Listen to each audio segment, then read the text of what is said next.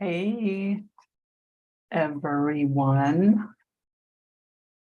Okay, so hi, happy Wednesday, everyone. I'm back.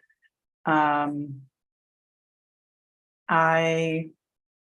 feel like I haven't been here for a long time. It's been 2 weeks. So if you're on, just let me know that you can hear me. And I'm going to try to get my doggy to relax. Anyway, welcome back. It's Michelle for Expat Life Mexico in San Miguel de Allende. I am always here. Hi, Tim. Welcome to give you all the skinny that you need to know about San Miguel and living in Mexico and information about moving to Mexico, et cetera, et cetera, et cetera. Let me know that you can hear. Okay, great. Thank you. Thank you. Welcome, Miss Lowe from Georgia. Yeah, let me know where you all are. If you don't know, I'm in San Miguel de Allende, which is in central Mexico. I've been here since 2018. And yeah, I love it. I love it. I love living here. I'm feeling grateful all the time about the pros and the cons. Sorry, I was eating some chips. And I have a list of notes, welcome Gary, that will hopefully assist you with steps to move to Mexico. That's what this week's topic will be about, and you're welcome to ask questions in the comments. I will try to get to all of them. I'm usually like keeping a side eye on it. Welcome, Carol. Hi, how are you? Feel free to, yeah, thank you. Welcome, Philly. Philly's in the house. Welcome, Gina from San Fran, melanated woman from GA, Georgia. Welcome. Hi, Gilda. Hi, Michelle. Hey, I didn't know you from New York, Michelle, my belle. I love New York. Welcome back. Thank you all for coming and supporting me. Last week, I had to cancel or postpone our live. I was picking my little guy up from Mexico City. Hi, Carla. Welcome back. Hi, Lunar from Chicago. Welcome back. Welcome back. Thank you all for your support. I see my regulars in here getting that info. Yes, this will be recorded, and you should be able to find it. Now, sometimes I'm not sure how it functions in YouTube, but there's the videos when you go to my channel, and then if you click on the category that says live, you should be able to find the lives, all of the lives there, okay? Just in case it just not coming up for some reason. Hi, Yolanda. Hey, welcome back. And I don't want to mess your name up. Nyla, is that how you say that? Hello from Washington. Welcome, everyone. I appreciate you all. So today we're going to chat about what I think are the essential steps to preparing to move to Mexico. And I feel like some of those essential steps apply to other countries. I live here, so we're going to talk about Mexico. So, again, feel free to put comments in if I missed something or I didn't cover something. Hi, Dominga. How are you? Awesome. Well, congratulations. Yes, girl. I'm so happy for you. We got to connect. We have to get together. Congratulations. So I met Dominga a couple years ago, almost 2 years ago. I was in Zihuatanejo. I saw a sister in the grocery store and we spoke. So anyway, I'm excited to hear this news. So this is awesome. Yes to Zoomalo, picking your stuff up. Zoomalo is the shipping company that I recommend using if you are moving to San Miguel. I don't know if they're national, but they do pick up, I believe, almost anywhere in the US and ship things to San Miguel. So excellent. Glad to hear that. People ask me that question all the time. Should I bring all my stuff or shouldn't I? I always say it's a personal choice. Sometimes people want to lug everything. It all depends on where where you're living, is it fully furnished? What things do you need? So I do think it does take more than a quick yes or no answer. It does take assessing your lifestyle and, are you going to be moving around or are you just staying in a place, right? So before we get started with all of that, welcome, Troy. This is Helen. Okay. Hi, Helen. Hi, Helen. Welcome back. So this is Wind Down Wednesdays, and today I actually, hold on a second. I'm going to turn my phone off because I got people sending me messages and messages. So 1 second, you guys. All right, there we go. So this is Wind Down Wednesday, and I actually have a bottle from another really amazing vineyard, and it's called La Santísima Trinidad, right? And I don't know if it's a Sauvignon Blanc. And for those who've watched in the past, you know that I love Sauvignon Blanc. That's my favorite. I have not been to this particular vineyard, but they have sister vineyards that I've been to. So I don't know what you're drinking. Feel free to pour some water, wine, tea, make a drink, make a margarita on the rocks with salt or with mezcal. Anyway, this is it. Their vineyards are really beautiful. I've been to, I think, San Lucas, and this is Santísima Trinidad, La Santísima Trinidad, and I haven't been to this one, but I have had the bottle before. So I'm going to open while we chat. Okay, so today, welcome, US and Canada. Can you spell it in the chat? Oh, what? I'm sorry, I'm looking at Lunar's. Okay. Oh, yes. Sorry. 1 second. I will spell it in the chat. It is La and so clear. 1 second, you guys. Lima, Trinidad, like the island. And it's a San Miguel vineyard. Miguel de Allende. Okay. There you go. Alrighty.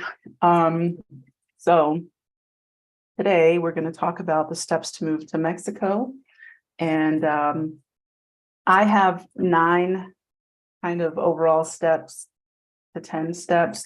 And in between, I'll fill in, the blank. So as you may or may not know, on expatlifemexico.com, I do relocation strategy sessions for those who are really serious about moving and they want to start doing the research for their particular situation.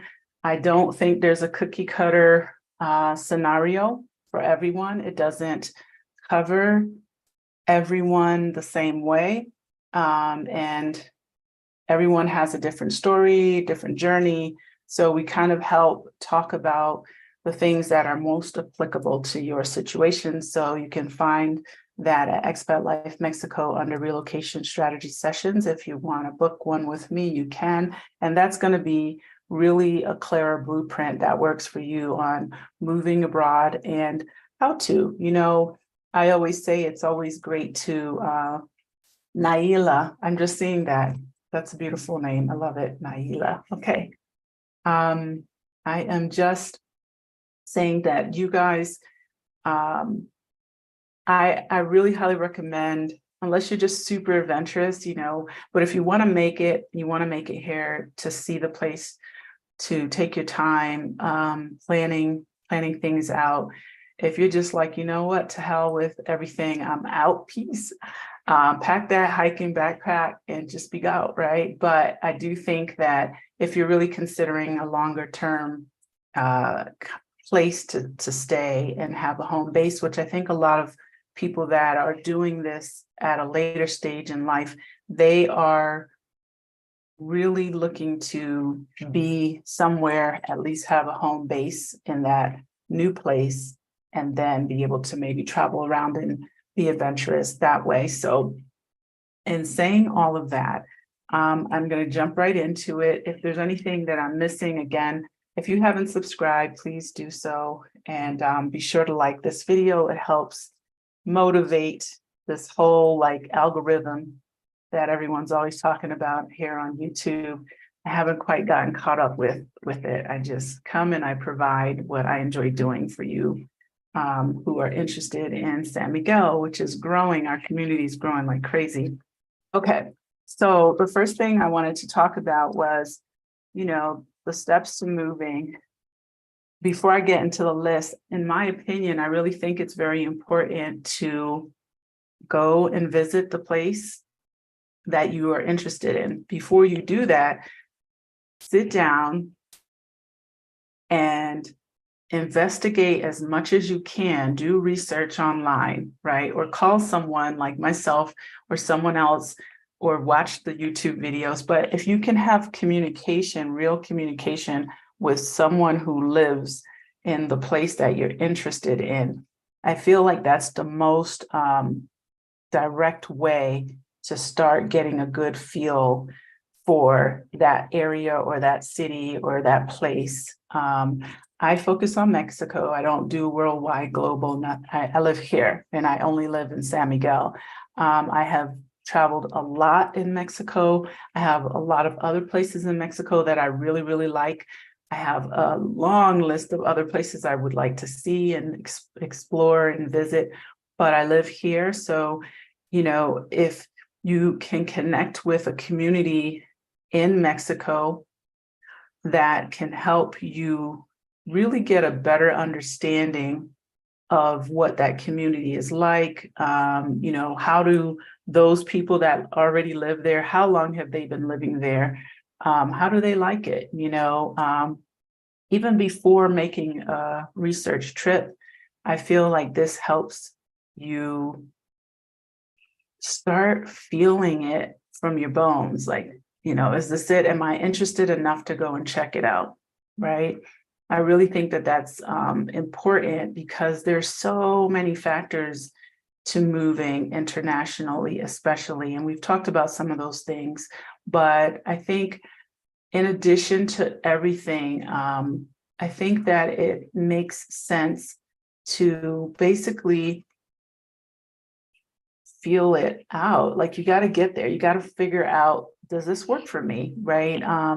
Just because you see something on a YouTube video, for example, San Miguel is just a beautiful, pretty town. It's just a pretty town, right? There's so much to do here. Like, I really think there's more to do here than many places I've been to in the world. And I'm talking about like in terms of culture, what you can get for your money, experiences you can have, the community you can connect to, what you can do to give back. There's music, there's theater, they're looking for people to perform in plays. Even if you just said, you know what, I'm not an actor, but I always wanted to be on stage. There's so much, there's just a lot. You can hike, you can zip line, you can create an organization that, is needed. I mean, I met a group of amazing women yesterday. I was invited to a networking event and they offer therapy through horses and constellation. I was just kind of like, what else? Like the city is just super creative. The point is going and experiencing it for yourself, but starting with having conversations. And yes, Dominga, you did, James. Yes, I'm so excited that you guys are here. So yeah, yes. I think that, it's just important to really do that kind of research first, right? So before jumping into a plane, unless you're just adventurous, like maybe you just came for a visit and suddenly you love it. I know a lot of people who've come down, they enjoyed themselves and they went home, they made a plan and they came back and they bought a house, or they came back and they just said, I'm staying. I love it there. I'll figure it out. But I do think that there's some essential steps if you are really a planner, or you're just thinking like, how do I make this work for me? Maybe you're not retired yet. How do you make it work? I do think it's important, and this is the route that I took, to find as much as you can online, connect with whomever you can online. And it's not always easy to do that. I do think that we are now currently on Facebook. Facebook is your friend in this case, to connect with all the communities that there are, expat communities. You could just type in any city's place that you want, expat Cancun, expat Playa, expat San Miguel, or San Miguel expats, whatever, you're going to find a group on Facebook. And in those groups, you can ask questions. And I did a video a while ago, sometimes a little snarky, but for the most part, there's a lot of information there to be had. The next thing I really highly recommend, and this isn't even a part of the steps, is to take a trip, okay? Go to the place, see how you feel, especially if you don't speak the language, right? We're talking about Mexico right now.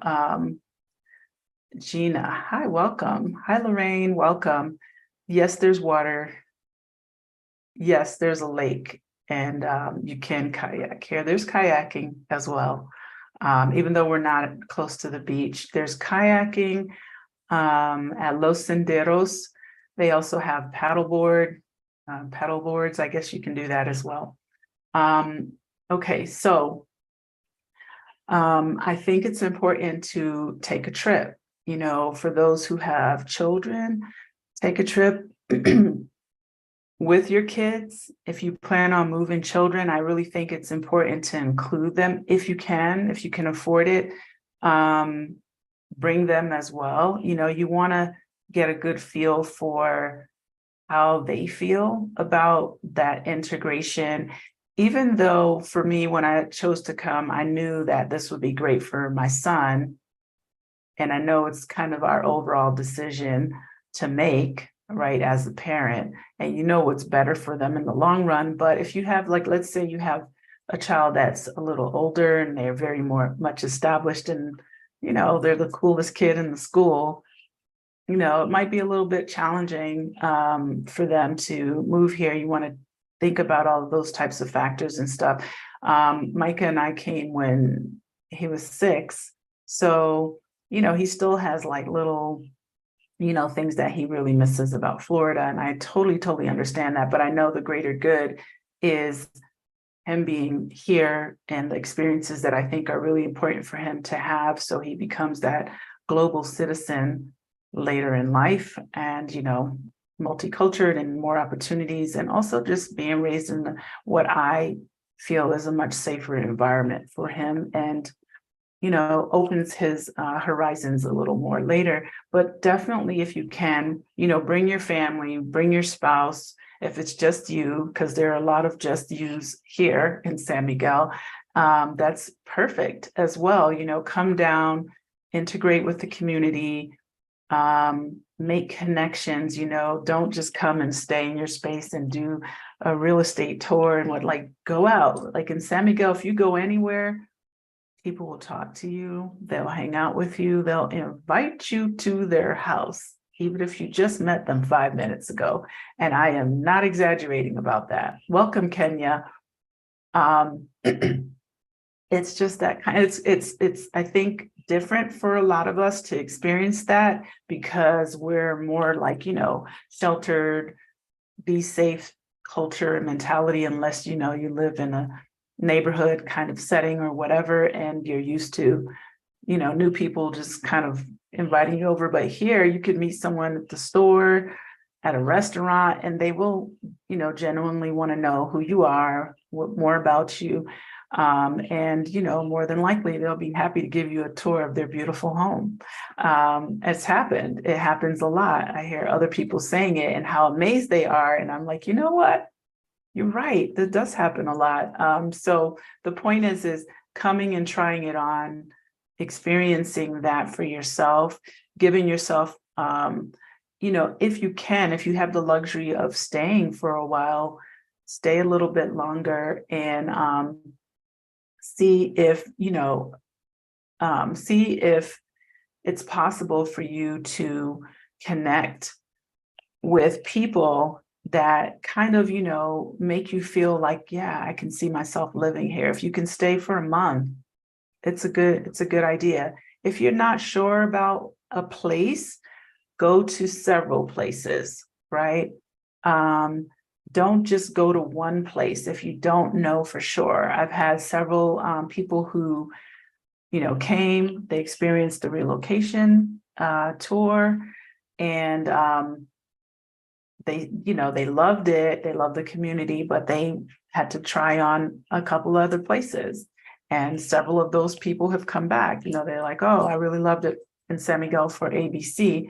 But I always think, sometimes if you think something, you explore something, you got to get out your system, right? You gotta know, right? I know that I checked out Mexico City because I like the city vibe. I like the city idea, but I also kind of thought about it from the perspective of what would it be like for my child and family unit thing. And I was just like, it would be a lot. It would probably put a lot more pressure on me to, figure out a lot more, the language included, but it's a big city.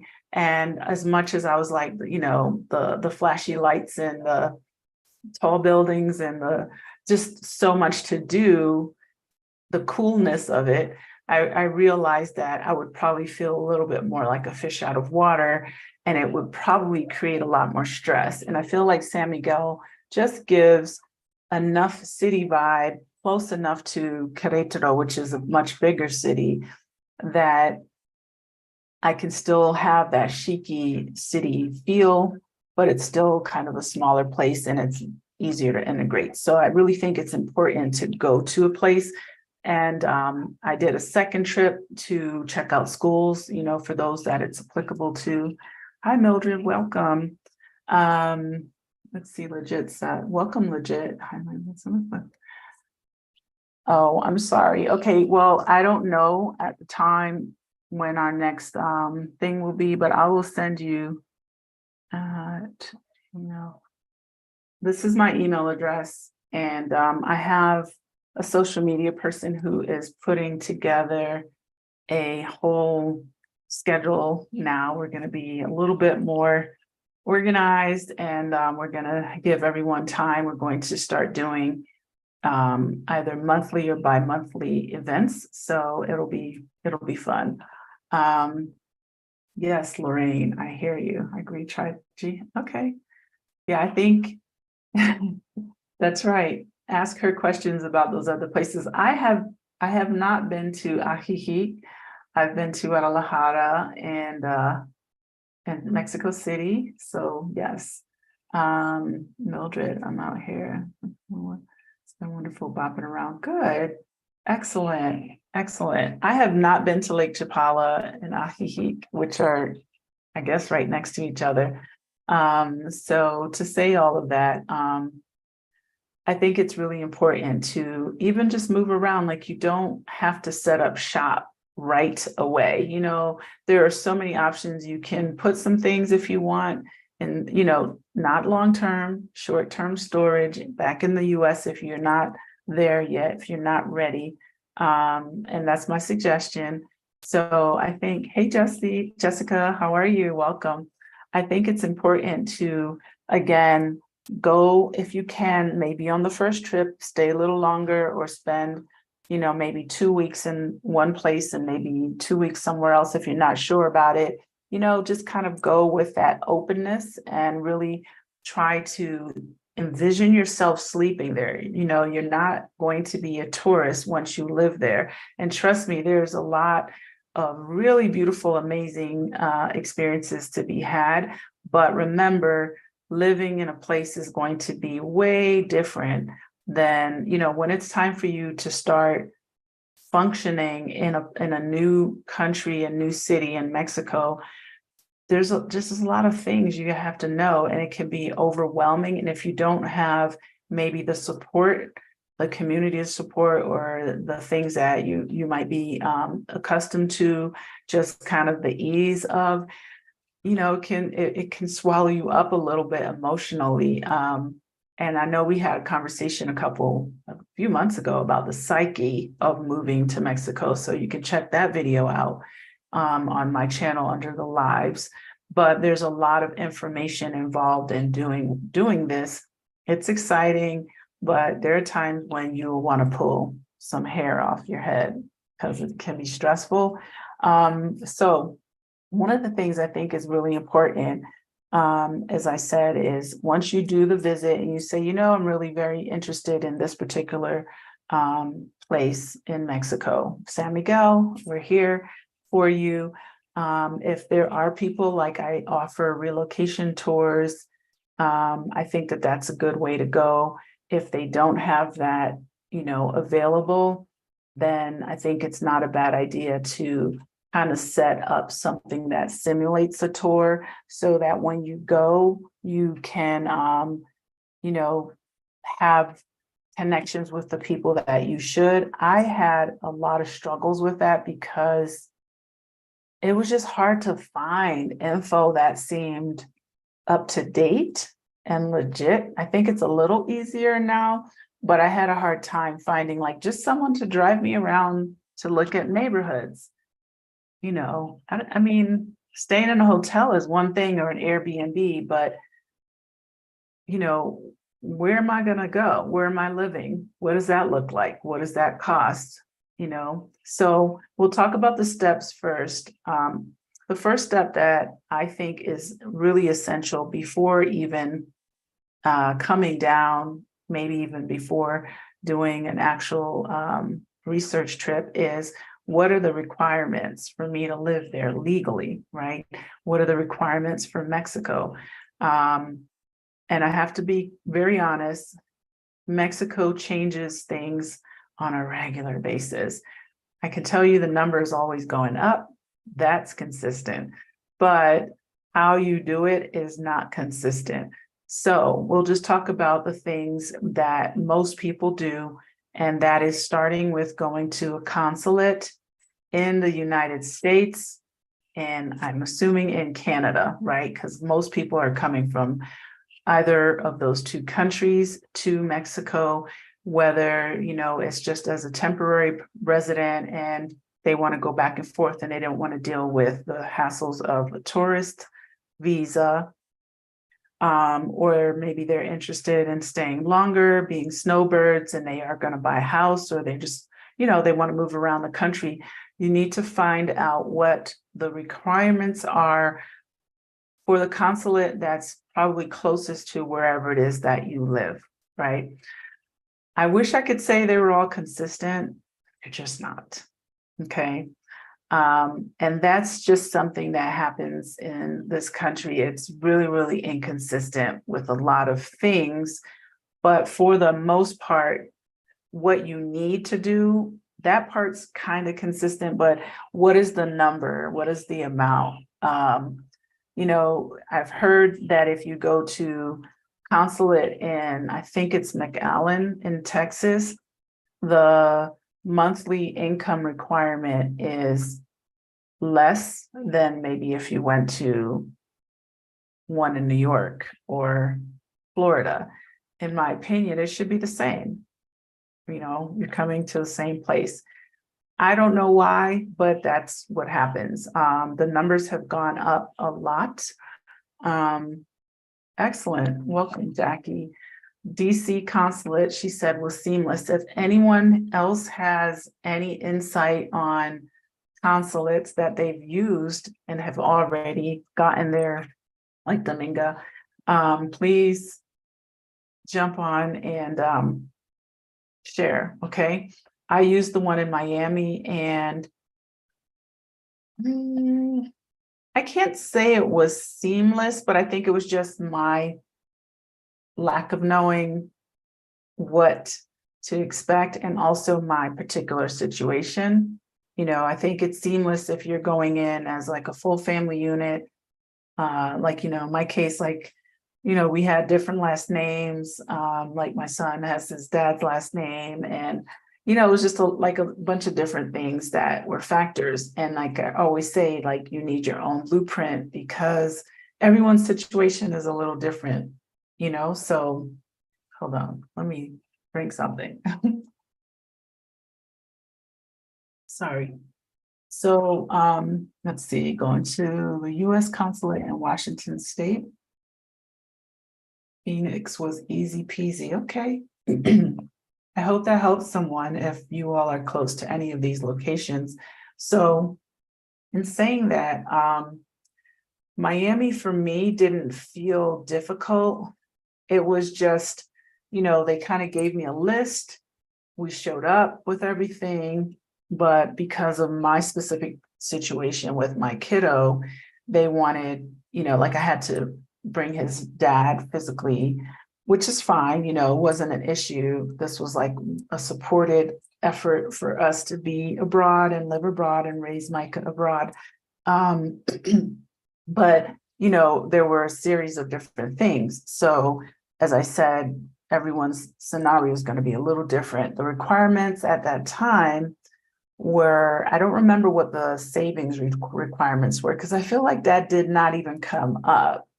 I wish I had known, then, then that wouldn't, like, it would have just been a different route that I might have taken, but I didn't know. So we were just going on the salary. And I think at the time they wanted, I want to say you had to have made at least a minimum of 1,400 US per person, somewhere around there.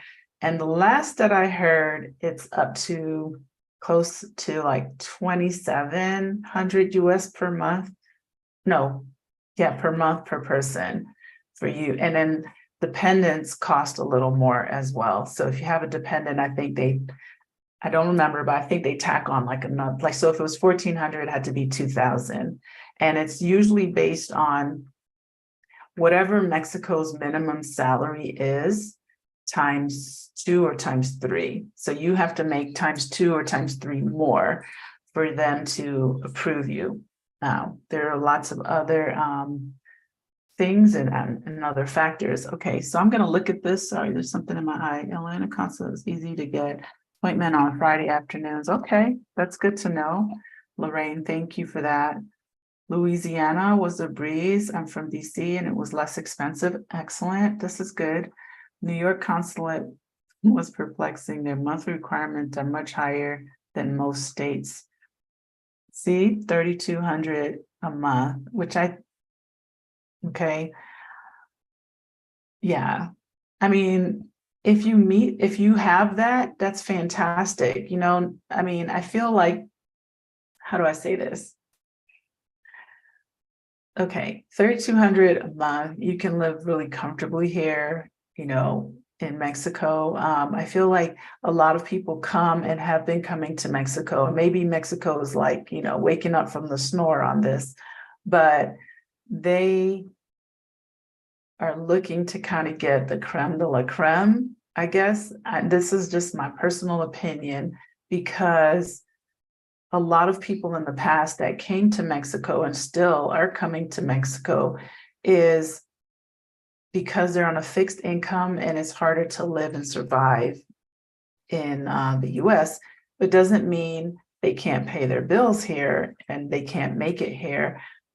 So I think it's just to kind of make sure that you're financially solvent and you don't have to lean on the Mexican government for help and things like that. Otherwise, I guess it would create kind of a crazy influx of who knows, but 3,200, I don't know if that's a per person. That's pretty high, but it's right around what I've heard, lately. So what I suggest is, someone mentioned earlier that they were going to be coming in 4 years. You can come and get your temporary before you decide to retire. Okay, tidbit. You can come and get it. Several of the immigration people that I work with here have recommended doing that, because in 4 years, who knows, it might be 10,000 a month. Just kidding. I hope.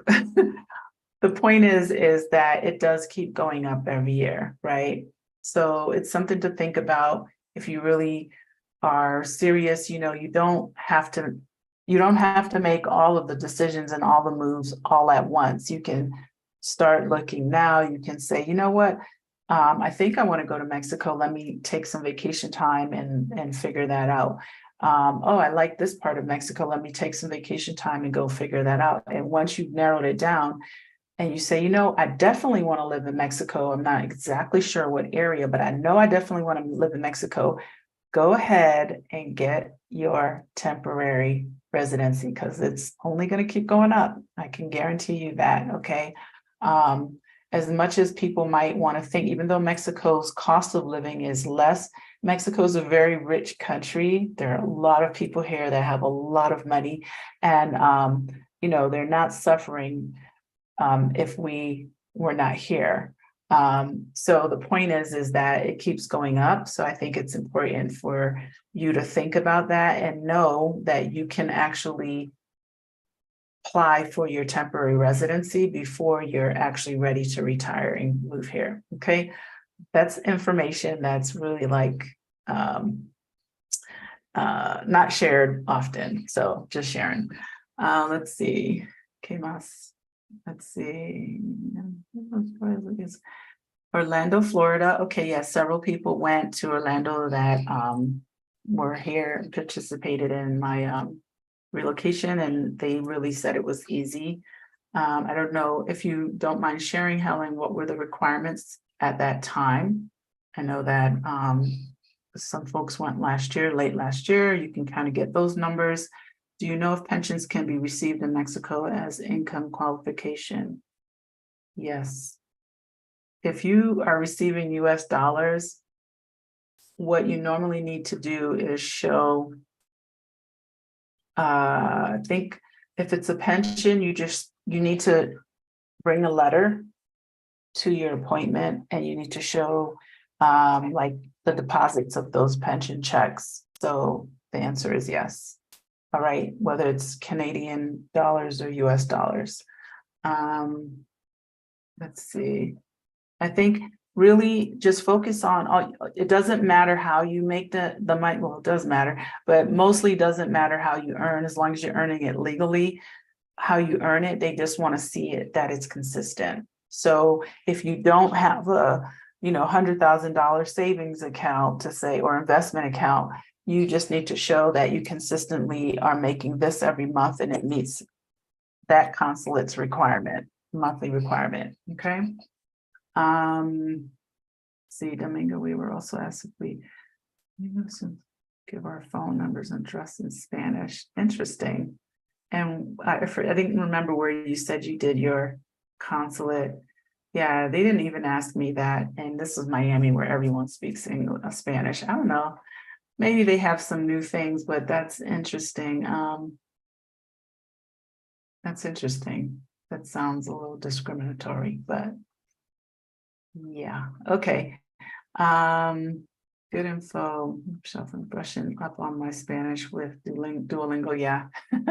Honestly, the best way to get that Spanish down, in my opinion, and I learned this from a language coach, and I interviewed him a while ago, is he said start by, Duolingo is great.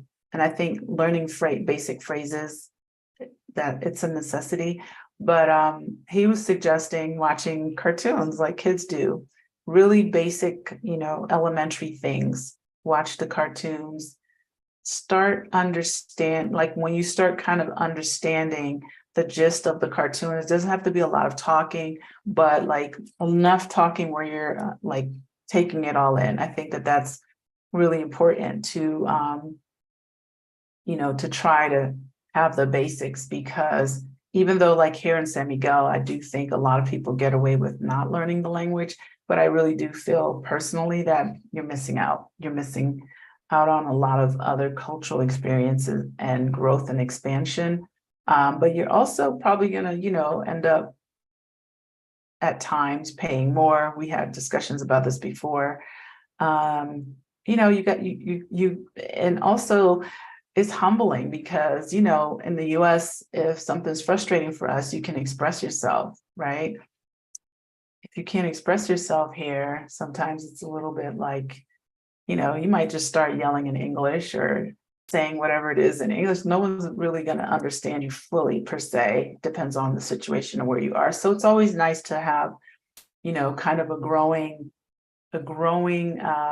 language kind of expansion going on in your life, and putting yourself in situations where you really have to speak it, you know, speak to the people that might be working with you, for you. I think it does help a lot. So good. I'm glad you're studying that. Let's see, let's go back up a little bit. We were asked if Facebook, okay. From Minnesota, New York consulate loved that we were retired and our monthly pensions were much higher than, okay, of course. Let's see. What's on here? 1, 2. Good, excellent. I think that's great. Definitely get your residency before retirement, so you don't have to deal with it, right? Take a few vacations, come down and handle that. Let's see, address. That's address in Spanish. Okay. You guys are having a Spanish lesson. The DC consulate asked me nothing. Okay. Did they ask you about your salary when you say ask? Oh, you mean, or Spanish? Are you talking about Spanish, Jackie? Cartoons, yes, are great. I think it helps a lot. I've actually met a lot of people in my travels who were so like fluent in English, and I asked them how did they, oh, I just watch movies all the time. I watch Netflix and series, and I thought, really? Yeah, why, you know, like, why are we so like insulated in this regard? We're just like in our little bubble of English in the US. Let's see, we had to bring our pension letter. Yep, 6 months of banking statements. That sounds right. 1 year if you're still working. Yep. Letter is a must, and they are flexible on the amount, as long as you provided proof. Excellent. Have a tonal language. But my favorite is music, yeah, and movies. Definitely music. I find it hard. Music I find harder than when people are speaking. But there's so many things like think about how things were 10, 20, 30 years ago. If you wanted to learn language, you had to go to a class, and nowadays you can, there's so many ways. So I don't think it's too hard to learn the basics. And I do think like there's just things that we use every day, you know, where is this? How do I pay for it? How much is this cost? Just things like, where's the bathroom? How do I get to just a basic phrase, and then you start growing from there. So that's actually on my list. So we talked about the requirements for visas, more or less. Find out what's required. And, you know, there are other programs and things, but I don't know how long those programs are going to go on. They're really like, I don't know, questionable in terms of how do people apply for them. For example, they had a program right after kind of like COVID, because there's so many people who got stuck here because of COVID. So they have this, it's called the regular, and I don't know if I should even be talking about it, but it's a thing, a regularization program where if you have entered Mexico several times in the last X amount of years, it starts, I think, in 2019 up until now, and you can show these stamps in your passport, and you're here, and your current visa, tourist visa has expired, then you can apply for residency without showing all this financial stuff, which I just think is like, it's good for anyone who really just wants to be here and maybe has been here for a while, but it's also kind of like, you know, for me, it's not clear, like, you know, what is this about? I think it's just to kind of create a situation where people are here more legally than just being on a tourist visa. I think they're trying to kind of, you know, brush away a lot of what they allowed in the past. like I know for decades, they just let people come and stay. And it's because, I remember when I first came, people were very nonchalant about, oh, my visa expired, I'll just pay the fine, And I was like, you can't do that in the US, like we'd be in trouble. Like you would probably be blacklisted for a minute. And this just kind of like very lax attitude about it. So my point is that they've cracked down on, this laxness.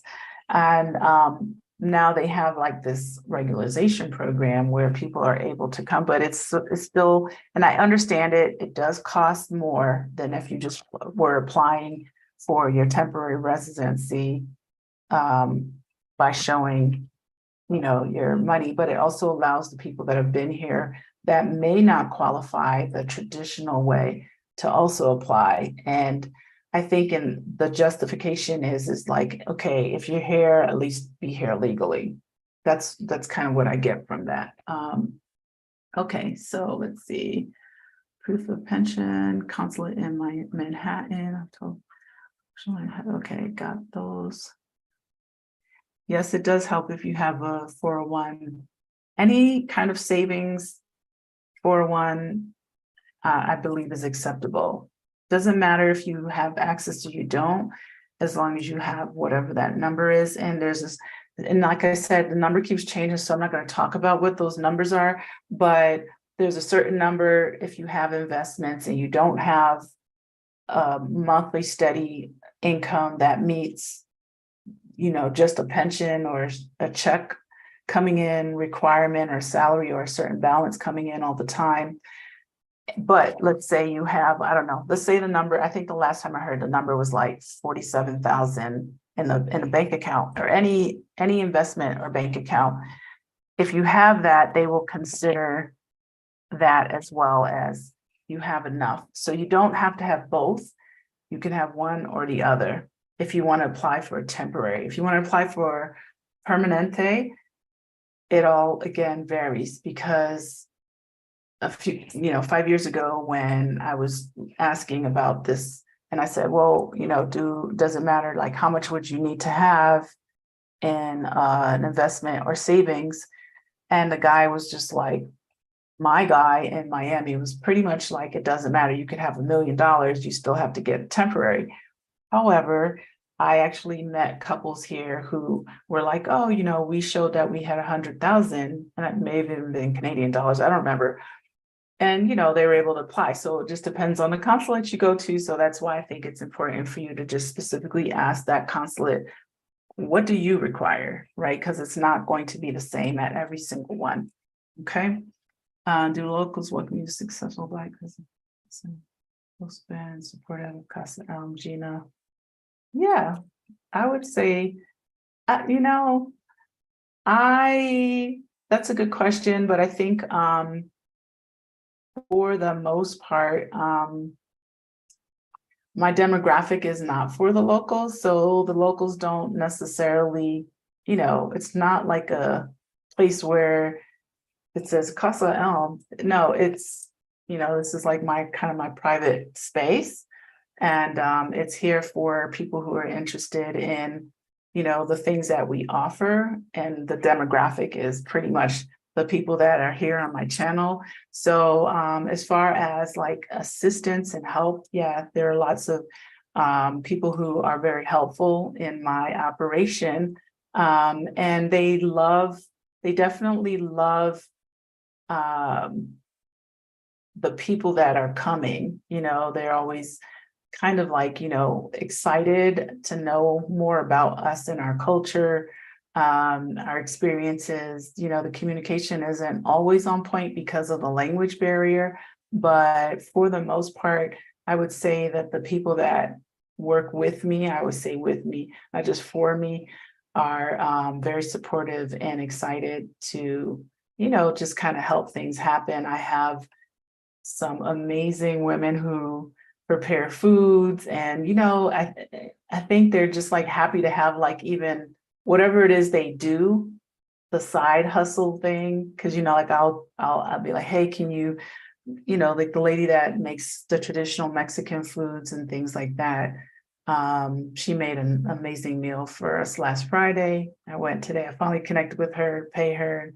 and I was like, "Hey, I need some food for Sunday, and also, another day." And she's like, "Okay, what do you want? Tell me, the menu." And within that particular family, I have been able to connect the sisters with other people that have come, because they're just an amazing family. I've been out to their place and I've had, kind of conversations about this in the past.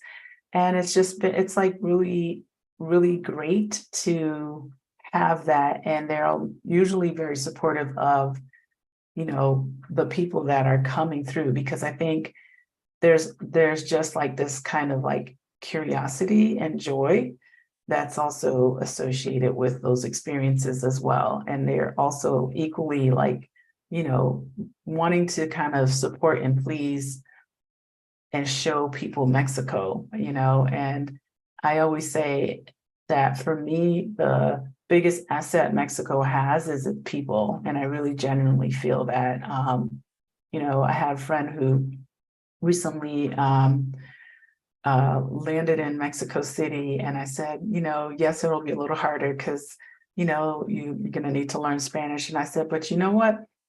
I said, connect with your neighbors and the people around. They'll help you. And she was like kind of reiterating some things to me, that someone helped her pay with the metro, telling her where to go, what to do, and all this stuff. Just random strangers being very helpful. And, I feel like that's one of the strong points here. As scary as maybe we grew up thinking Mexico was, it's actually very much different from, I think, a lot of our perceptions, in my opinion. Let's see, how do you say whether to rent or buy real estate? Once I decide on my spot, makes sense to own. I think it makes sense to own if you know you want to be here. I do think San Miguel is a place where you can own real estate, and it's an investment, and it's not going to, necessarily do you wrong. I think it would be easy to rent it out if you decide to move around, travel a little bit, or, you need to go somewhere else for a while. I think it's pretty set up for that. I can say there's definitely a lot of inventory, but it's also growing quite a bit. People are coming here all the time. We're always on some, best city in the world, best small city in the world to live in, if you haven't seen that. And this is like annually, every year. There's some, reason San Miguel is an amazing place to move to. So I don't think it's a bad idea, but I do think, coming and just, like I said, really trying it on, figuring out the neighborhood you want to be in. What is the cost? What's the value? Personally, this is what my personal thing would be for the future, would be probably to buy land, because I like to customize a little bit and build. But I also think if you're in a position to have like multiple situations kind of happening, I think that's also, it's also a good investment. Like, let's say, you wanted to buy like a smaller 2-bedroom place for Airbnb purposes. I feel like that's more ideal because most of the people that are coming here are still retirees, and you're going to have, you're not going to have like people that are going to necessarily come and rent a whole 5 or 6 bedroom home, unless it's a group. And then you can have the group things a little less, unless you're connected with like a local realtor. Like there's a friend of mine, she has her own realty company, and they do kind of really high-end rentals, like it's called Premier San Miguel. And they do weddings and big events and things like that. Those homes are going to be more for that. But if you're someone who has like a 2-bedroom or something like that, or even 3-bedroom, but I feel like 1 and 2-bedroom places, because of the demographics that come here more often, you're going to probably make more money with something like that, something a little bit smaller. Yes, there's good comprehensive healthcare. all of that. Yes, yes, Gina, we do have all of that. I feel like I did some videos. You can probably go and find some info on that. And I'm trying to see if I can brighten this a little. Yes, you can definitely get all of those things here, and it's less expensive. I went to doctor's appointment a couple weeks ago, and it cost me about $60, maybe. Yeah. Drop like for example, what else? Blood work and some other procedures, maybe $100 or something like that. Yes, there's insurance, it all kind of depends on what you buy. But there's always, at least the insurance that I have, there's always still like a certain deductible amount you have to reach per year. And, if you're not someone who has like an ongoing illness or whatever, then, it kind of just makes sense for you to, pay a lower premium, have a higher deductible, and then have that kick in when you need it. You all kind of already know how that works. Unlike multiple situations, yeah. Not the first year. I agree. I think, Jackie, that's a good idea. Renting at least for a year, really getting a lay of the land, making sure you like it, and then deciding, do I want to stay here? And I say here is in San Miguel or wherever you are, or do I want to check something else out? I think that's important. Let's see. Drop your realtor friend's link in the chat. I don't have a link for her. I think we did a whole interview video a couple weeks for the realtor. Her name is Maru. It's also in the live. I have an email address, so I can send you that. I just don't want to get booted out here. Yeah. Let's see. 1 second. I don't want to get booted out. 1 second. Maru. Okay, so it's Maru Riba at Yahoo. Okay. I'll put that, her email address, for realtor. And we did a whole video on cost of living, how much 1 bedrooms, 2 bedrooms, different neighborhoods. She's the one that can really give you some really good info and insight. And, just tell her, we sent you her way. She's great. She's very knowledgeable with both renting and also with buying. Okay. Yes, Jessica. I can't wait. Okay, so let's move on because I'm only on the visa part. Okay, we did talk about this. So the second thing I had on my list was talking about where in Mexico do you want to move to?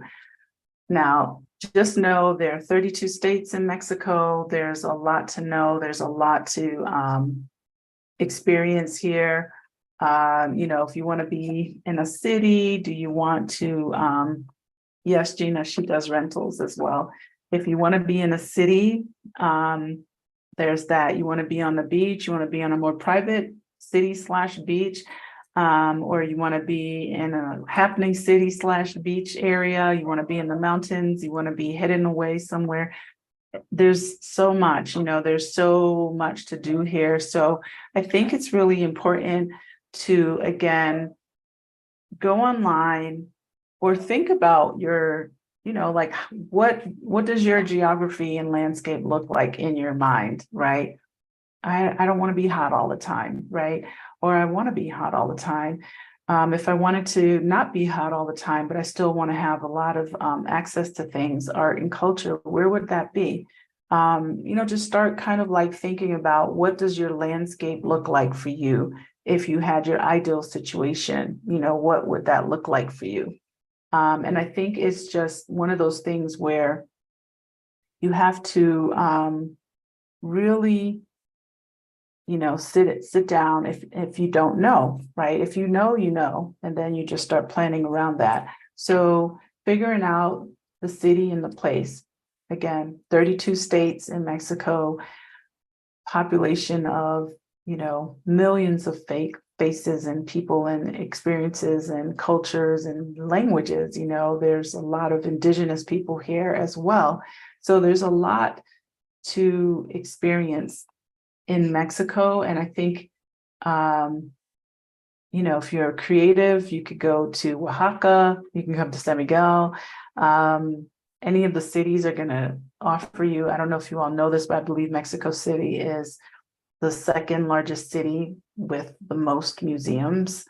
I think there's like 150 or more of them. We went a couple weeks ago to the Anthropology Museum. I finally got to the Anthropology Museum in Mexico City, and it was just amazing. So, the point is do your homework and do your research. It's important to do that. Just curious, how far is San Miguel from downtown to Central? Okay, hi, it's Tom. We don't have an airport in San Miguel. The closest two airports to San Miguel is Querétaro and León, and they're in opposite directions. So we're here, and then you go an hour to Querétaro and about an hour and a half to León, and vice versa. So, and they're both, I believe they're both international, but they're not as large as Mexico City. I'm just going to put this in. Airport code is QRO and BJX. Okay. You worry about the altitude, Gina. Well, we are up here. We are 6,300 feet above sea level. So that could be a challenge. It all depends on, your health conditions. That could be a challenge. I haven't heard a lot of people talk about it, but I have heard some people talk about, if they had a heart condition or breathing or something like that. I do think with some time, and I mean less than a week, typically people adjust to the thinner air. I notice it as well when I go from, let's say sea level. Like last year I went to St. Martin, and then when I came back, I felt it, but I live here. I don't notice that as much. So that could be a factor. You just, again, maybe it's something you try if it's really something that you need to be concerned about. Okay, so the third thing on the list is what we're talking about: research, housing, cost of living. I did a very in-depth cost of living video as well, I believe, on my last live. So you can find that, what my cost of living is. That again is going to be a little different for everyone. If you live by yourself, if you are just like, I sold my house in, let's say, California, because we know it's expensive, or New York or Chicago, and I just want to buy a $500,000 house in San Miguel. Yeah, then your cost of living is a little higher, right? If you're just like, I have this fixed income, this fixed budget, I only want to spend $1,500 a month. It's just me by myself. I'm going to find a $300, $400, $500 a month rent, and I'm going to make the rest of my money work for me. There's that range. Okay. There are houses here that are massive, taking up an entire block or even more, like the ranch I went to yesterday, just like on the top of the hill. You can see all of San Miguel. Yeah, and who knew? I just drove up a little side street, and suddenly there's this giant ranch and horses and peacocks and dogs, and and it's just kind of, like I said, there's something for everyone. And I think it's just a matter of what's your budget. And I think it's possible to stay within a reasonable budget, understanding that San Miguel in particular is definitely more expensive than a lot of other cities and areas in Mexico as a whole. I think it's still less expensive as a whole than living in, for me, coming from West Palm Beach and Miami. So, everything felt like, I'm making money, I'm doing okay, I have a business, I'm good, but it still kind of felt Like, if my car broke down, it was always $1,500, $2,000 to fix something. Just, going to Whole Foods, a little shopping over here, picking some stuff at this grocery store. It just always kind of felt like just to eat, buy food and groceries every week. Maybe it was just my choices as well. Like I feel the same here, but it was definitely more. And as I shared with you, very extensive cost of living for me, expenses here in San Miguel a couple weeks ago. I broke it down by the bills that I pay, how much my water bill, how much my internet is, things like that. So I do think that, you can control those costs overall, by starting with what am I going to pay for rent? And also remembering that the exchange rate fluctuates, right? We were talking about this, and I was saying how it was right around $1 for 20 pesos for a long time. A few times it skyrocketed even higher, which is great for us. Not so much for maybe people here, but it's also kind of been, the Mexican peso has been getting stronger. So we talked about that as well, and the fact that if the Mexican peso gets stronger, your rent's going up, right? Even if you're paying in pesos, because most of us are taking US dollars and converting them to pesos. So it goes up. Do you know what I'm saying? So you just got to think about these things, and you want to factor that in. But I do think that you can't only look at the cost of the rent, right? Let's say, and I tell people this all the time, let's say your budget is 500. This is just a number. And you see that place that you're like, oh, I love this place. It's 600. I don't want to pay 600, or I don't want to pay 700. You also want to think about, well, how much would it cost me for all the other things that come with that rent? Is anything included? Question number one. Question two, how much is my internet? How much is my cell phone? How much, what are my food costs? So you can't really do an apples to apples, dollar for dollar comparison to what you were paying in the US, because what your rent might be, even if it's a little more, overall, your other costs are going to be lower. So maybe you can pay that extra $100, 200, because all your other costs are going to be less. Okay. Something to think about. Let's see what questions you have. Yes, I do actually, Katrina, and welcome, Mima. Yes, I do have a relocation tour that includes both SMA, and then you can add a 3-day extension for Querétaro, which includes a real estate neighborhood tour, city tour, welcome dinner, and you get to, kind of get with some of the expats in Querétaro that live there.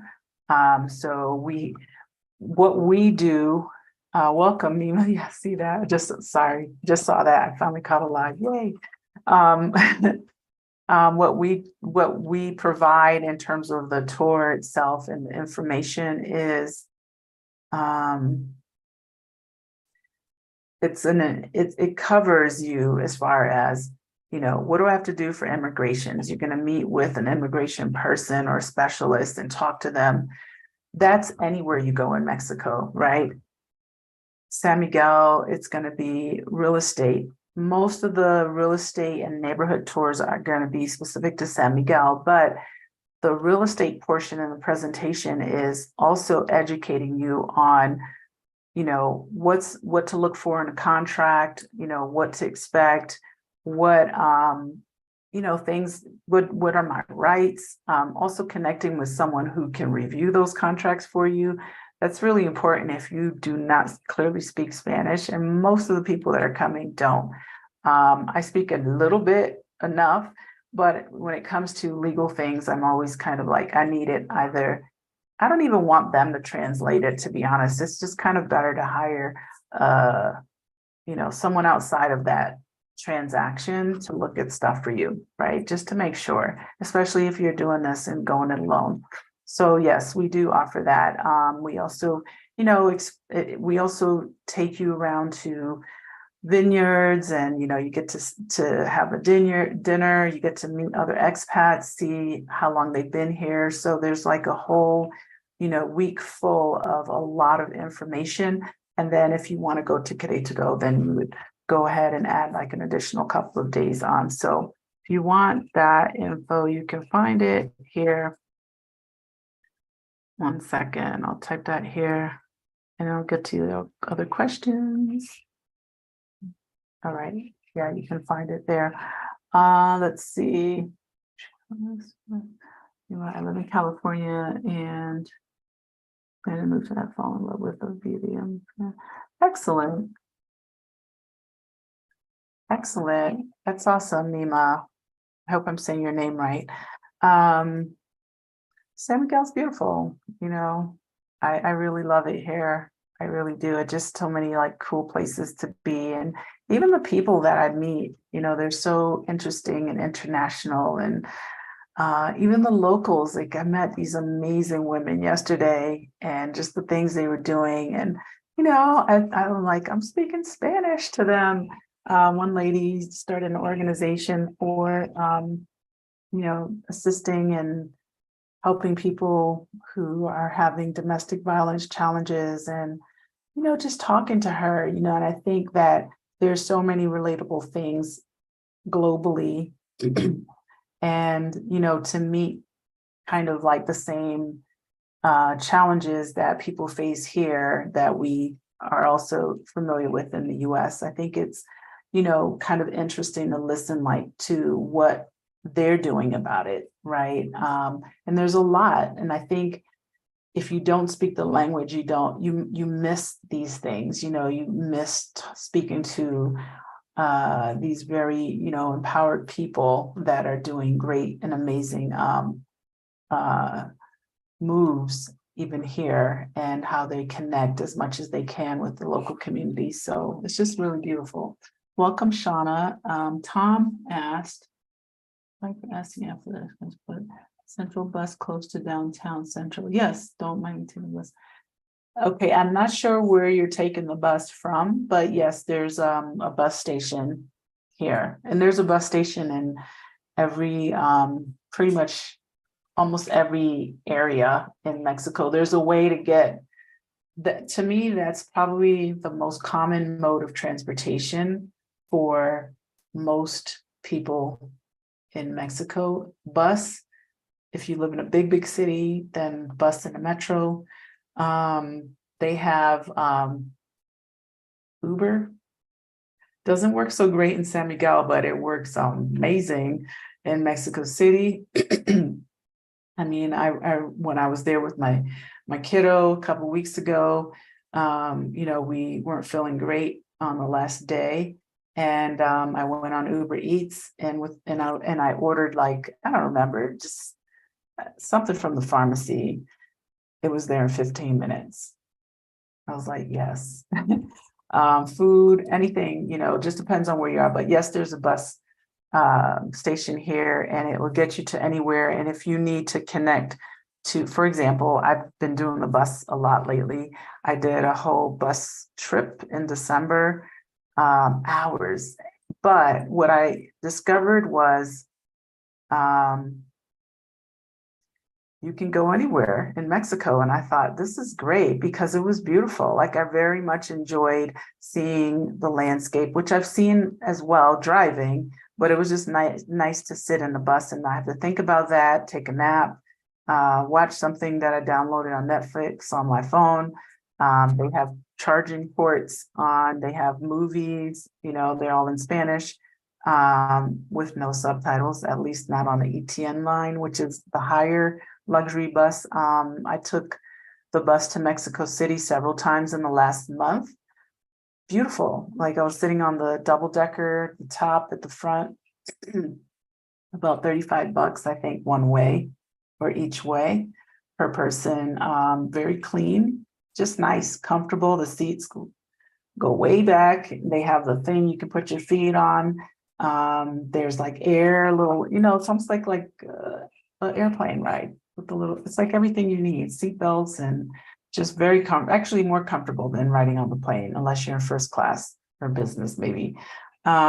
So you can definitely catch buses to anywhere. It's just, you have to ask when you go to the bus station. You tell people, like, for example, when I was going to Chihuahua, I was asking them the bus line I normally use, which is ETN or Premier Plus. I was asking them, how do I get that? I needed to get to Chihuahua City, which is 17 hours away by bus from here. Just, it was an experience, but it was cool. And they were just like, no, we don't do, you have to basically, I had to get on a whole different bus line. There's like Futura, and then there's Chihuahua Nice. And I had to go to Querétaro, so, which is like 45 minutes away. So you can either take a bus from here to Querétaro, or you can get an Uber ride or someone to drop you off to get to the Querétaro bus station. Then now you're in a bigger city, or even Celaya, which I don't highly recommend. Celaya is sometimes a little unstable, but I always, say go to Querétaro. You can get to anywhere from the bigger bus stations. There's always going to be a bus line that's taking you anywhere you want to go in Mexico. And it's pretty affordable. I mean, I think my overall transportation by bus in December, and I did a lot of bus with Micah, but the cost was maybe, I think, about $450 US for both of us. And we did a lot of, getting from here to Chihuahua, from Chihuahua to Creel, which is in Chihuahua, but it was a 5 or 6 hour bus ride. And then we took a train. Yeah, we took the El Chepe train, which was 9 hours down to Los Mochis. And then from Los Mochis to Mazatlan, that was 6 hours. And then we stayed there for a few days. And then from Mazatlan back to Querétaro, which was another 12 hours, I think. Yeah, so we really know the bus now. I know it can get you anywhere. That was a big, long answer, but you got it. Okay, let's see. Hi, Shauna, welcome. If I didn't say that already. Jesse Police. Oh, yes, I know, Gina. I'm sorry, it would be cash in exchange for pesos and SMA, just use plastic.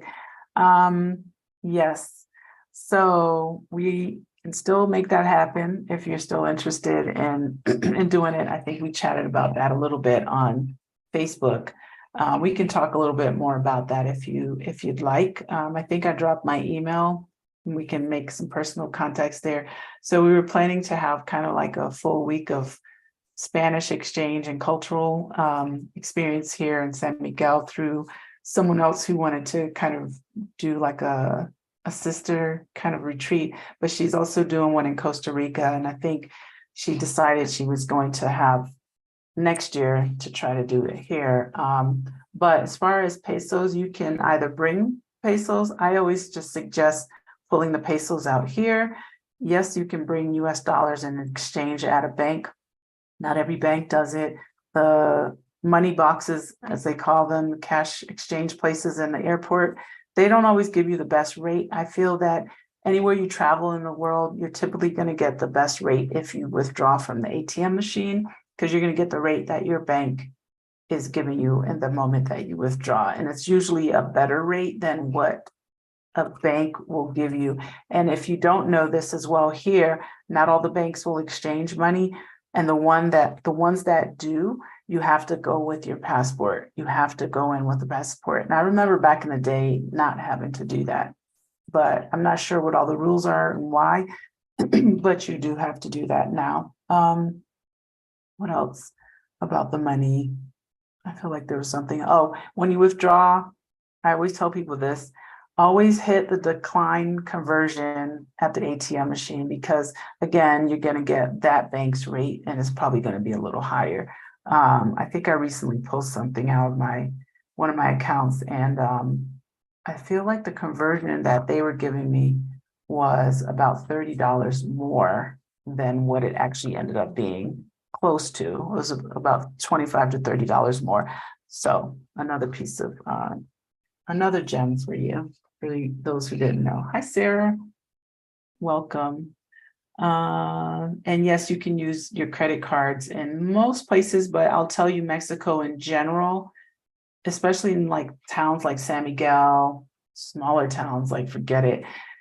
It's a cash society. You can use your card at a lot of all the grocery stores, pretty much bigger grocery stores, restaurants, Uber, things like that. But if you go to maybe like the smaller mom and pop kind of shops, maybe fruterias, depends on which it is, like the fruit and vegetable shops and stuff like that.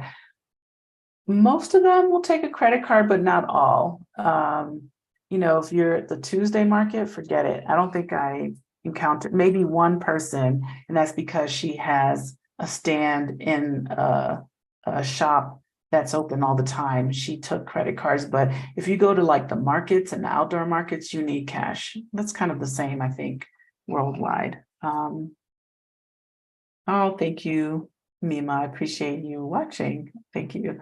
What's the cost to get there and settle, plan, rent and stay, and I am there, San Francisco? I don't quite understand what you mean by what's the cost of getting there and settled, plans on renting and staying. Maybe you can clarify that for me a little bit.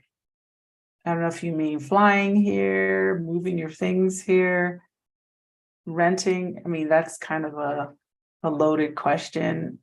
There's different parts to that. Yeah, I don't know if you're flying down, you want to move stuff down.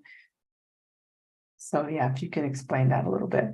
I love exploring a place by train. Yes, me too. Let's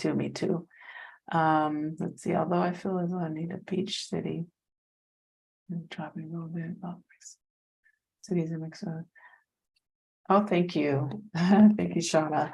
Yeah, there's a lot that you can see and explore, and definitely beach cities. Hi, Kim, welcome. That are amazing. I honestly was quite impressed with Mazatlan because it just, I don't know, there was just something about it I just really liked. If I were going to live in a city that had a beach, it would probably be that one. I think it would be that one. It's not Cancun, it's not Playa, it's not Tulum. Nothing wrong with any of those places, but I've been to like Huatulco, which is in Oaxaca, the beaches. Now, I personally think the beaches in Oaxaca are the best looking beaches. They're just beautiful. Personal opinion. I haven't been to Los Cabos and La Paz, and I've seen pictures and those look nice, but I've been to other beaches in Mexico. And I just think the beaches in Oaxaca along the coastline are just really beautiful. They're more natural, blah, blah, blah.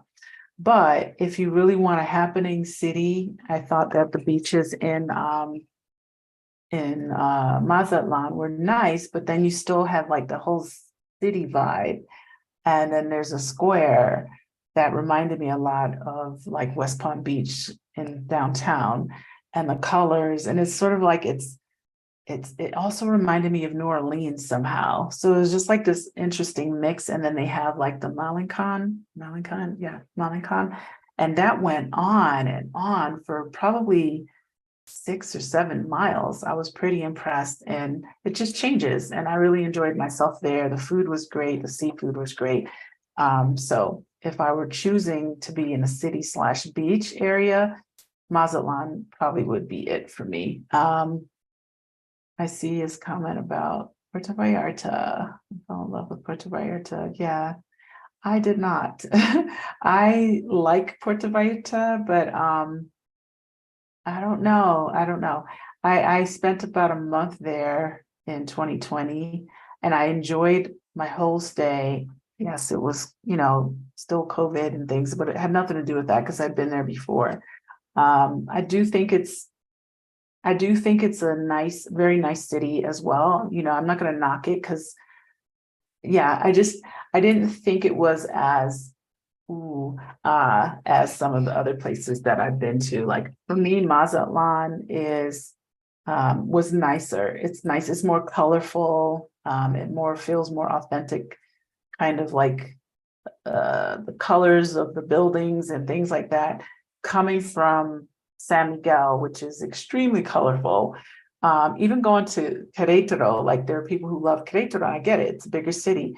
But when I look at their buildings outside of the historic district, for example, all of the places where they're building townhouses and stuff, it's all white, like seas, waves of white, and it goes on, white, white, white, white. And San Miguel is just, it's, I don't know, it's fruity. It's very fruity here. It's just like, you got all the natural colors and the pinks and the yellows. And if you're visual, I'm very visual, so I like that a lot. And that's what I got when I went to Mazatlan. And some of the other places was just like white, white, white, white. It's a little bit historic, but then just like white walls and white buildings. It's interesting. It's very nice, but because I've seen some other places that are just like really like, popping visually, I love that a lot. Okay. If he's going to pesos to local bank, I agree. You could do that too. You can definitely do that as well. See, did I miss anything? I'm saving up for the move. Yes. Thanks for the song. How's that line? Yeah, I think you gotta I think you just, like I said earlier in the video, you just gotta get out there and check things out. Like really, if you can, don't set roots down somewhere if you're not 100% sure you want to be there. Even if you're 100% sure in that moment, that's okay. But if you're just kind of like, you know what, I'm sick of the US. I want to get away. I came here, like really stop and assess how you feel in that place. I think that that's really important. As much as I love San Miguel, I just kind of knew on my second trip, was actually my third actual trip, but on the second research trip that this was where I wanted to be. Just had that feeling, you get that kind of thing, and plus I had traveled a lot in Mexico, so I had things to compare it to. But I'll tell you this, when I was here, finally, like full-time here, and then I started to go to some other cities, my eyes were like, whoa, there are so many beautiful places here. Had I known, I didn't know about Querétaro, I didn't know about Morelia, I didn't know about León, which I don't love, but it's an interesting city. I didn't know about Zacatecas. I didn't know about even Monterrey. Like there's just so much to know. I knew about Mexico City, but I didn't know that about these other places. Guadalajara, didn't know, right? So here I am, I'm telling you, like, check it out, right? Go and do your research. I knew about Puerto Vallarta, but I personally didn't want to move from Florida to Mexico to be, on the whole beach thing again. That wasn't really what I was looking for. I'm going to get to your questions. I want to get to this. So number 4, it's like we're still chatting. It's like number 4. Plan your finances. I'm not going to give you advice about money. That's not my lane. As Anne-Marie says, it's not my ministry. But definitely, have that squared away, because it is challenging if you have those challenges, right? And when, it can happen. You can have everything lined up and it could still come up. If you are still not retired and you're working online, try to create multiple streams of income if possible. If you have a savings, try to be on a budget of some sort. If it's a set amount, if you're loaded, then this conversation is not for you. But I think it's really important to have your finances in place. Even though it's less expensive to live in Mexico, it's definitely stressful if you are thinking about this all the time. But if this is my set fixed income, I'm going to stay within my means, I'm going to make this happen, I'm going to save, I'm going to do ABC, then, try to stick to your plan as much as you can. Okay. And there are plenty of people that are in Mexico that help. Like I know Picky Girl Travel does help with finances. There's like videos and stuff that she does. I believe she does consultations as well. And I know that Stephanie Perry, Rashida Dow, they talk a lot about these types of things if you haven't tapped into that. My number 5 is learn the language if you can. We've talked about the language already. That's my opinion on the steps to move to Mexico. Learn the language a little bit, a little at a time, poco poco, okay? I think it's important. And it's not, in some places you don't have to have it, right? But it can be overwhelming if you need it, when you need it. And if you're not in like a San Miguel kind of place and you're somewhere else, it might be good because it'll be more challenging. You have to really kind of like push yourself to learn it. But I do think it helps you to understand things here. Like I was having a long conversation today with a lady who's lived here for a long time. She's married to a Mexican. She's amazing. She's a business owner. She's been here for like 25 years, I think. And I was talking with her and the lady who manages Casa for me.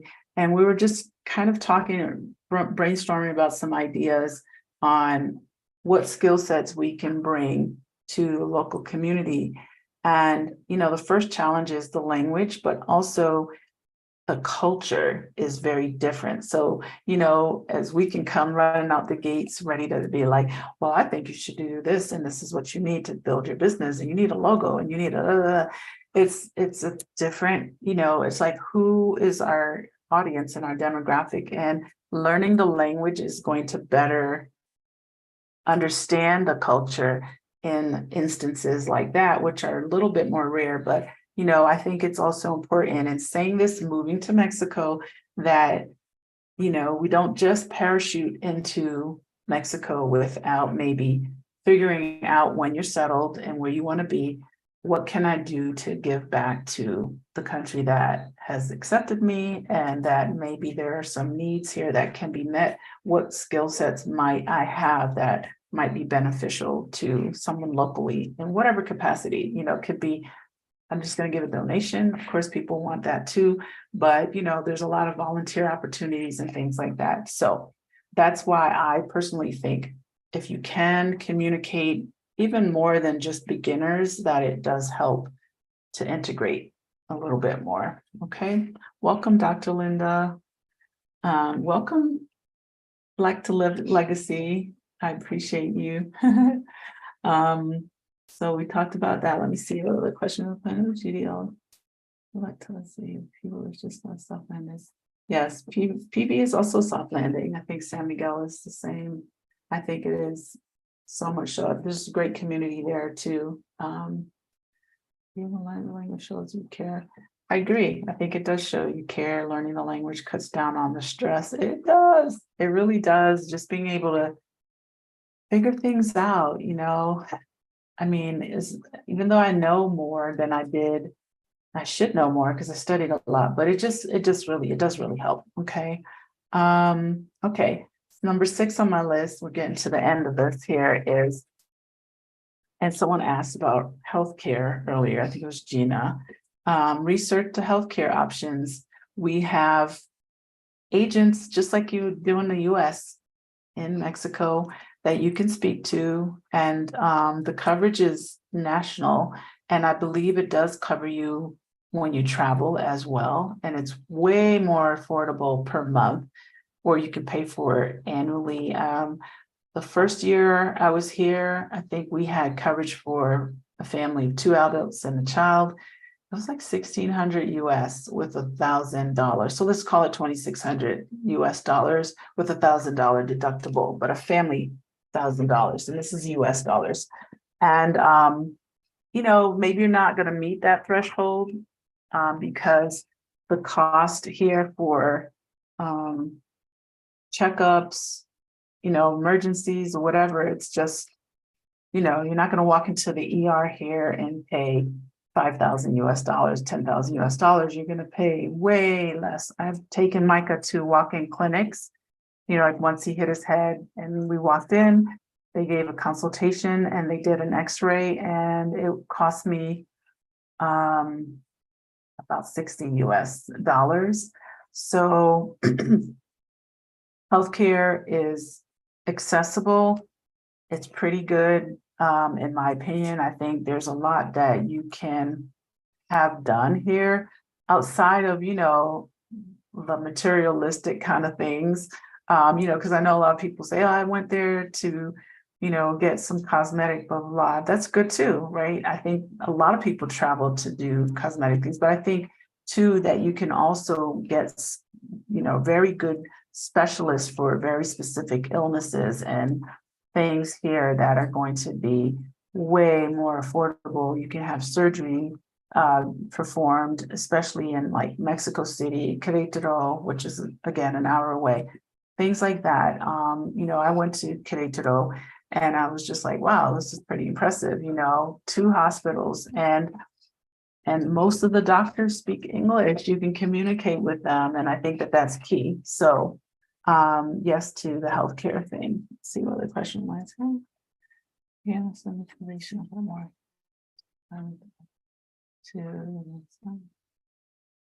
Yes. Yes, the altitude can be tough here, just as a quick insert. The other thing on the list is then packing and preparing. So my real short 2 cents is downsize as much as you can, right? Don't bring 50 million books unless they were just handed down in inheritances. I don't know. My point is that I think it's really important to declutter as much as possible. Moving internationally can cost, more than you probably want to spend. What I've found with the moving companies is a lot of times they'll give you a very enticing quote, but they still go by weight. And when they weigh at the end and all your stuff is on their truck, it's going bye-bye, and you still got to pay the difference, right? So my estimate was almost double. My estimate was what it was, and it was almost double at the end, the cost. Was it worth it for me? Yes, because I didn't want to start over. I didn't want to take time to rent a car and vehicle and move around and shop and buy, because I just didn't know how easy that would be. And I like my stuff. And so I downsized like to a 1-bedroom apartment, more or less. That's how they kind of categorized it for me. So yeah, I think decluttering and preparing for the move is definitely a really important step. I mean, I can get into, like I said, I offer the relocation strategy sessions to kind of talk about why those things are, essential, and why you might not want to bring all this stuff. But I also don't think just getting rid of everything is for everyone either. It all depends. Like if you're just coming to scout it out for a year, what's the point of bringing stuff if you're not sure, right? Maybe there's downside, but I knew I wanted to be here. And I was also like, if it doesn't work in San Miguel, I'll just pick up all my things and I'll move to another part of Mexico. That was my mental plan. I knew I wasn't going to pick up and move my things back to the United States. So, you got to kind of figure out what that looks like for you. Yeah. Let's see, questions from Ayla. Holistic scene. Yes, the holistic scene here is amazing. I've been to a couple naturopathic doctors, and you're going to find a lot of people that are into natural medicines. This is also where the language might come in handy, because at the markets, there's always like someone with several people with tables with very natural things, dried herbs and dried plants and things like that. And then you have people who, are shamans, and they also perform, like for example, if you want to go to like a Temescal, and experience other like ways of healing the body. There are people that are into plant medicines and things like that. So yes, the scene here is very strong and very interesting. It just feels also rooted in traditions from Mexico, and being able to speak the language will also kind of help you determine like what's good for me, right? If when I go to the market, I see these things all the time, and I'm always curious about what is this for, what do they use it for? And they'll explain it, this is for this, you make a tea and it's for the stomach, and this, even the peppers, like the dried peppers, like there's a story for everything. So I do feel that there's way more exposure to things like that here in Mexico than I saw in the United States, for example. We can go to a health food store, a health food aisle or whatever, but here it's kind of like you're getting the plant, right? You can go outside and cut off that aloe vera right at the side of the road. Rosemary's growing wild, lavender's growing wild. There's like different trees that you can pull certain branches from and use them with rosemary. And then there are people who use these things and they really teach you how to heal your body with them. So yeah, it's a whole other journey. I love stuff like that. So thanks for asking that question. Yes, naturopaths and acupuncture, all of that, self-care, I call it. Ended up paying a moving company almost double buying my mom said during COVID. Yes, it's expensive, Shauna. It can be expensive to move things here. Yes, also the Temet Skull experience. So we're going to be doing that next week for my Peace Not Pieces retreat. So I'm very excited about it. I've done it several times as well, but there are different types of Temet skulls. And then there's the one that I call the real authentic, which is probably what you experienced, Shauna, with the fire and sitting on the ground and all that. Yeah, it's tough. Okay, so one of the other things, and I haven't done this, but I know a lot of people consider this to do another step before moving or when you're deciding to move, is registering with your embassy. This is just people to know where you are, and if something happens or comes up in the country you're in, and comes up in Mexico, that you're registered there. I know that they recommend that as well when you're traveling. So that's something that I had on the list that I thought was important. And then the final thing is making the new connections. Again, our tours, talking about them because that is one of the strongest parts of our tours, what we offer. You get to connect with the local community. And I think that that's key, not just people who, take you to look at houses for rent. I'm talking about people who decided to move here, live here now. We always have like a farewell dinner. Usually it's happening at Casa ELM, and usually we're at least 10 or more, sometimes 15 individuals, and we have dinner, and you get to make great connections and things like that. I mean, we do have other things, but I'm saying like that's also part of the process that I personally think helps you integrate into living abroad. So I'll look at your other questions, and I'm going to wrap it up. Let's see, we're in the furnished apartment. We're currently downstairs bringing. Yeah, I mean, if you can downsize, first of all, if you decide to even start over, get things here, you can get almost pretty much anything. I already did a video on things that I think are a little more difficult to get, but there are still solutions to those things. It's more about I feel like we're used to our conveniences. Like I know, in the US, anything I could think of that I needed, Amazon, because I don't want to go shopping, down to hairpins. I would literally order hairpins on Amazon because I want to go shopping. I don't want to go to the places and do all the stuff. Here, it's just kind of a little bit more manual, but you can still get it. Amazon's actually getting much better. I'm getting stuff here. I got business cards today delivered to my house.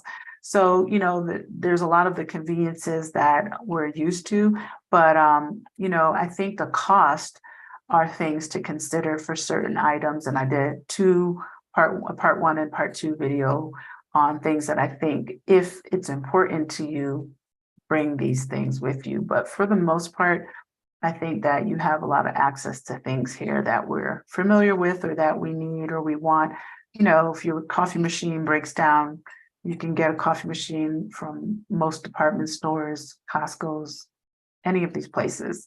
And that's just an example. You can get all kitchen appliances. You want to go high end, you can get that. You want to go, low end, you go to one of the Bodega Auroras, which owned by Walmart stores, and you can find all sorts of things there that you need. So, and then, like I said, Amazon is so up and coming. It's very easy to get. It's very easy to get things. I think the things that are hard are going to be, more like cultural specific things for us. I like hair stuff, a lot of the ladies that are locals, they're like, oh my God, they love these little hair bead things. You can't get those here, not, you probably can somewhere, but mostly you can't. And they're like, oh, where did you buy? Things that I think you need to think about, like, okay, I have a specific hair color and brand that I use. You probably want to bring that with you. I wear size 10 shoe, and women's, that's going to be hard to find here because the people here are smaller. It's kind of like the stature is smaller, the shoes are smaller. Sometimes the quality is not as good if you have a very specific thing, like you say, I just like this a lot because I like this brand. You're probably going to have a little bit of a hard time finding that, but you can still get most of the things you want. It's pretty easy. Yeah. Sometimes I don't realize how much I'm talking, so I'm just like, oh my God, I'm so thirsty. So that was my list. So basically, I'll cover it again one by one. Determine the visa requirements, decide on your destination, look into housing, cost of living. I shared that with you all, what my cost of living was, just to give you an overview. And again, there are choices, where I live. If I had to do it over, I'd probably get a little bit of a smaller place, but I was like, oh, it's in my budget. But I didn't have to necessarily, spend my budget. I could have done, but I love it. I love it here. That's neither here nor there, but that's my point is, consider all parts and pieces. Plan your finances, we're all grown-ups here, so you gotta think about that. If you aren't getting a pension, really think about, how am I surviving? Is this sustainable? Am I good? Am I learning? Am I a digital nomad? What does this look like? Could it change? Blah, blah, blah. Learn the language, research the healthcare options. We talked about that. You can get quotes from agents here pretty easily. And it's all based on your age and your age and your health. Not all will do like a exam. Some may. I think it depends if you have some kind of healthcare challenge. Pack and prepare for the move. Register with the embassy. That's your choice. And finally, making connections. And I think even though making connections is kind of at the bottom, I think doing it at the top makes the most sense. You really should do both. Yeah. So let's see if I need Zoomalo, yes, and I should quality advice to welcome from you. Oh, thank you, Anita. I appreciate that. And I hope you all hit the like button. Is that an option for you, or do you have to do it after on my video? And I hope you subscribed if you're watching. They don't have bikini bottoms for big. They may somewhere else. I actually ordered t-shirts for my retreat next week, and I just wanted like L's, XLs, and double XLs, because I'm not really sure, the body size of all of the ladies. Anyway, the guy at the shop was just like, we don't have that. We don't have those. It's going to take a while to get in. And, people here aren't wearing double XLs and XLs hardly. And I said, listen, my brother, my brother, man, I am just needing you to get my shirts for me in black, por favor. And, I'm not going to subject someone to not having a t-shirt because it doesn't fit. So you got to find those t-shirts. But it is very, common to see much smaller. Like I feel like I feel the way I do here, the way I felt when I was traveling in Thailand and Cambodia, and I was definitely much slimmer then. Like now I'm more like a M to L and an L, right? And even then, like over 10 years ago, and like I've been there twice, so even more than that, just things were smaller. People, their stature is just smaller. We're kind of, bigger people. And I say bigger, not just in, this way, but also this way. And for me, like my arms are unusually long, so things will stop here. I don't like it. I don't like it at all. And it also depends on where you shop as well. Like I may have said before in my other videos, they have stores here that we have in the US, so that's a plus. Not so much San Miguel, but they have like Zara and H&M and all these other, name brand places. If you want to shop, you want to go high end, you can do that too.